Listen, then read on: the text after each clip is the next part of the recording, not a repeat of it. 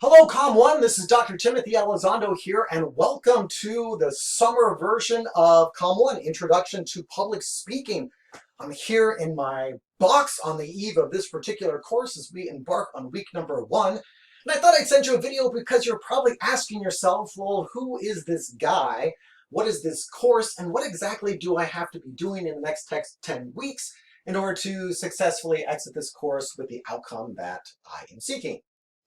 So with that in mind, I thought I'd make a video to address those particular questions. So let's get to the first one. Like I said, my name is Tim Elizondo. I recently completed my 15th year at Columbia College as a full-time faculty member in communication studies and philosophy. Let's see, I have a PhD in cultural studies or critical theory from Bowling Green State University, which is located in Ohio. And then I also have a master's degree in communication studies from Arizona State, located in Phoenix, Arizona. I've been teaching this particular class for about 20 years. Like I said, I teach it here. Before that, I was in Miami, Florida at Broward Community College. And then before that, I was teaching at the Modesto Junior College.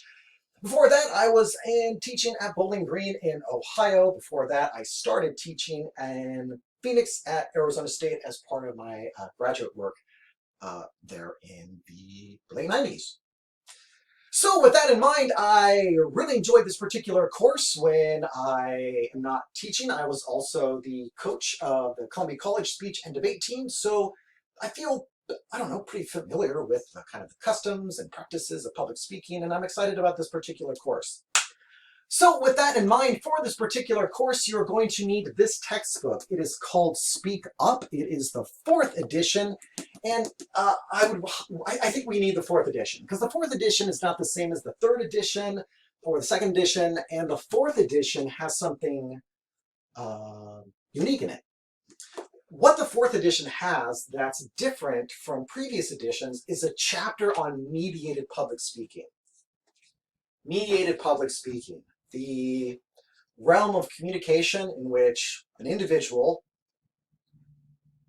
attempts to communicate a message to a camera that is then projected either live or digitally to viewers later in time. In other words, it's a context in which a person's talking to a camera, trying to give a speech either to somebody watching at the moment or somebody else who's going to watch it later on YouTube or something like that. All right? And I think that's really kind of what we're doing here. It's a little bit different than live public speaking. And sometimes I hear students say, well, it's not the same. Giving a speech to a live room is not necessarily the same as giving a speech to a camera, and I can't read the audience. And I would actually suggest that it's actually 98% similar. Right? Now, granted, that 2% might be important.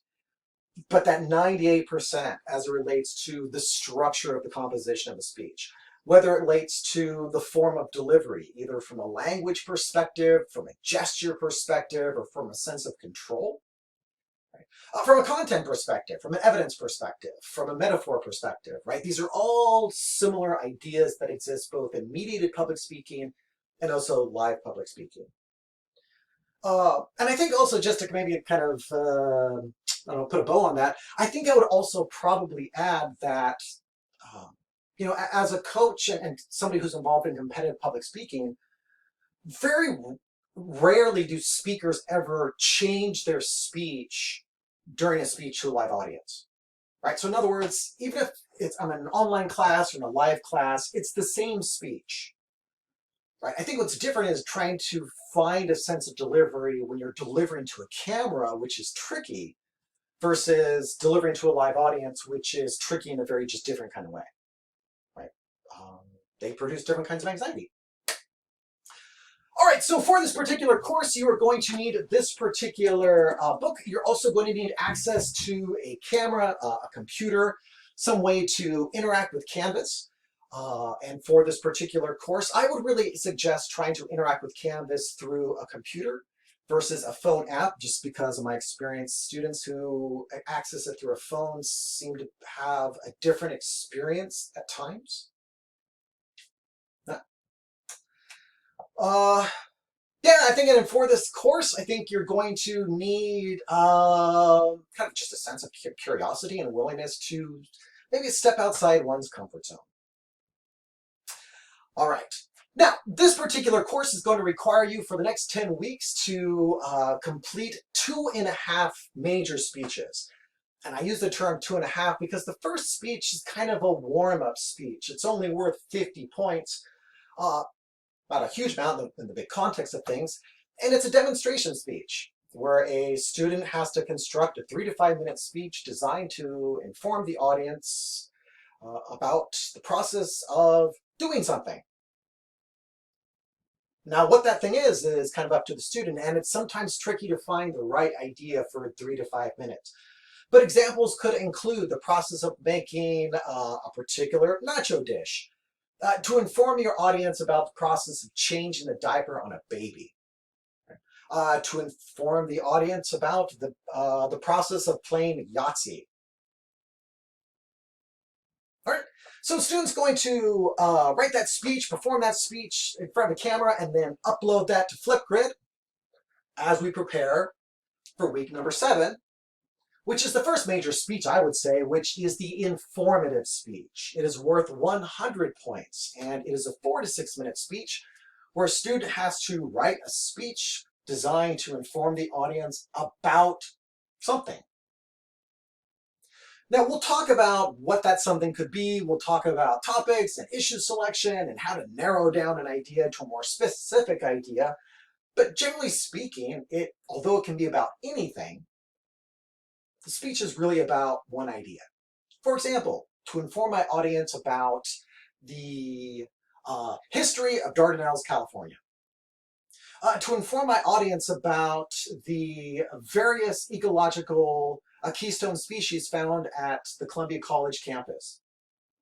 To inform my audience about the pivotal role Ronda Rousey played in the early evolution of the female division in the UFC.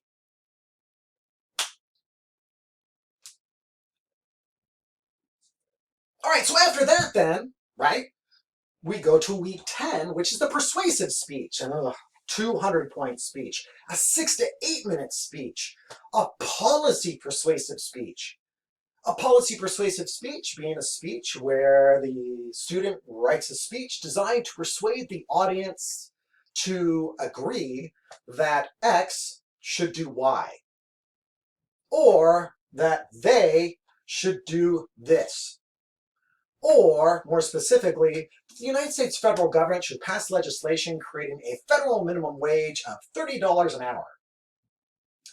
To persuade my audience that the United States Soccer Federation should increase the pay to the women's soccer team to equal the men's soccer team. To persuade my audience that the United States federal government should abolish all sales, possession, production, and manufacturing of tobacco products. Does that make sense? Those are all examples that were given last semester, but they are speeches that are designed to have the audience agree with a policy change that the speaker is trying to make. Yep.